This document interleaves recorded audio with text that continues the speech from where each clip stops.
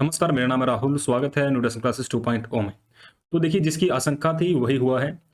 पहले से लगता था कि जो 24 और 25 को जो एग्ज़ाम्स हैं सीईटी मेंस के कुछ ग्रुप्स के, वो पोस्टपोन हो सकते हैं। क्योंकि देखिए 24-25 को एग्ज़ाम होने को थे और अभी तक उन बच्चों की लिस्ट नहीं आई थी कि कौन-कौन से बच्चे एग्ज़ाम में बैठ पाएँगे। कौन-कौन से जो 4 गुना हैं बच्चे, वो इसके उस कैटेगरी में जो शामिल हैं। तो अभी तक कोई भी क्लैरिटी उसको लेकर नहीं थी। रोल नंबर कब आएँगे, कोई भी क्लैरिटी नहीं थी, कुछ भी नहीं पता था। तो लगता था कि भई कुछ न कुछ गड़बड़ है, जिसकी वजह से जो एग्ज़ाम है वो पोस्टपोन हो सकता है। और अब नोटिस आ चुका है, ये बात क्लियर हो चुकी है कि जो एग्ज़ाम हैं 24 और 25 तारीख को जो होने थे वो अब पोस्टपोन हो चुके हैं। उनके लिए नई डेट्स मिली हैं। नई डेट्स क्या हैं? इस वीडियो में हम सारी की सारी बातें डिस्कस करेंगे और जो कौन-कौन से ग्रुप्स हैं जिनके एग्ज़ाम थे और क्या सभी के सभी जो ग्रुप्स हैं उनकी नई डेट आ गई है या इनमें से भी कुछ ग्रुप्स ऐसे हैं जिनकी अभी तक डेट नहीं आई है, जो कि 24-25 को होने थे। तो इस वीडियो में हम वो सारी चीज़ें डिस्कस करेंगे।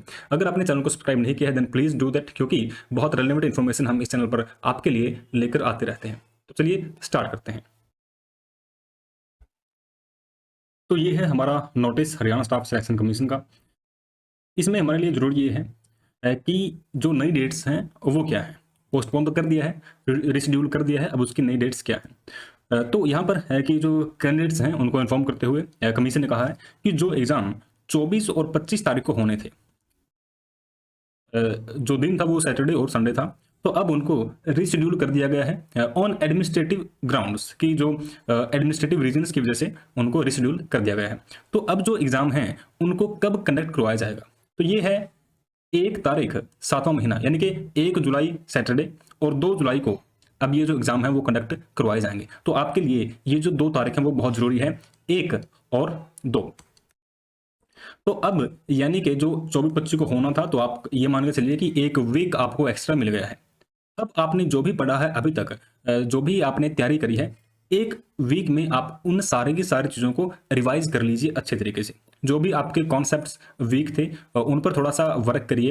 अदरवाइज़ कोशिश करिए कि आप ज़्यादा से ज़्यादा टाइम रिवीजन और प्रैक्टिस को दें। क्योंकि कन्फ्यूजन बनी हुई थी कि एग्ज़ाम होगा नहीं होगा, और वो उन्होंने क्लियर कर दिया है। तो अब आप ये सच मान करके कि भई अब 1 और 2 तारीख को तो एग्ज़ाम ये कंडक्ट करवा ही लेंगे, तो उसको ध्यान में रखते हुए आपको तैयारी करनी है। अगर आपने पहले नहीं पढ़ा है तो आप उन तरीकों को थोड़ा-सा खोजिए कि कम समय में आप जो इम्पोर्टेंट टॉपिक्स हैं उनको कैसे पिक कर सकते हैं और कैसे उनको आप प्रिपेयर कर सकते हैं। इसे अलग वीडियो में हम डिस्कस करेंगे कि आपको कम से कम समय में कैसे तैयारी करनी है। अगर आप पहले नहीं पढ़ पाए, क्योंकि बहुत कंफ्यूजिंग प्रोसेस था सीईटी का, उसकी वजह से कोई भी बच्चा डेडिकेशन के साथ प्रिपेयर नहीं कर पाया है। क्योंकि अब भी कंफ्यूजन है कि हमारा जो रोल नंबर है वो आएगा या नहीं आएगा, तो बच्चे प्रिपेयर नहीं कर पा रहे हैं। अब हम ये सीरियस लेकर कि भई 1 महीने के बाद, क्योंकि जो 56 और 57 ग्रुप हैं, बहुत सारे बच्चे उसी ग्रुप में बैठने वाले हैं।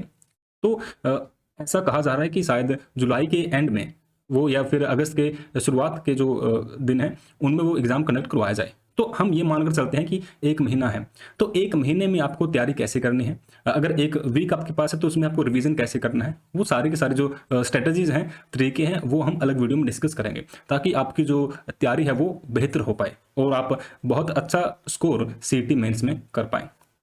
तो नई डेट्स आपके लिए 1 और 2 तारीख हैं, आप ध्यान में रखिए।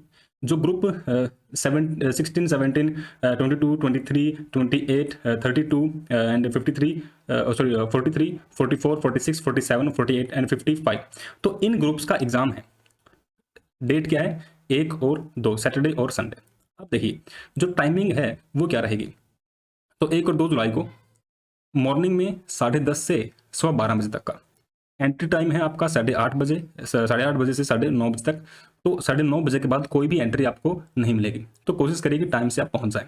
और इवनिंग में 3:15 बजे से 5 बजे तक का आपके पास टाइम है। एंट्री आपको करनी होगी 1:15 बजे, 1:15 से 2 बजे के बीच में, क्योंकि इनका प्रोसेस आपको पता है कि वो फोटोज़ होंगी, वीडियो होगा, बायोमेट्रिक होंगी, तो थोड़ा सा लेंदी प्रोसेस है, उसमें टाइम लगेगा, इसलिए आप टाइम से पहुंच जाएं।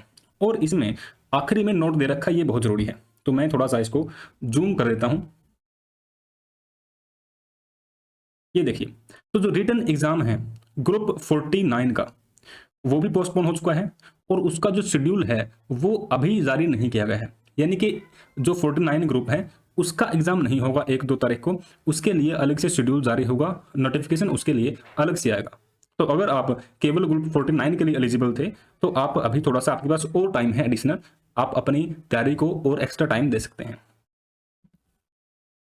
और बाकी जो जो भी कंडीशन थी, जो नोटिस 9 तारीख को आया था, क्योंकि जो 9 तारीख को नोटिस आया था उसमें यही था कि भाई इन ग्रुप्स के हम एग्जाम लेंगे और ये डेट है, तो उसमें डेट को छोड़ करके बाकी जो कंडीशन है वो सारे की सारी एज इट इज है, बाकी कोई भी चेंज नहीं है, सिर्फ डेट का चेंज है।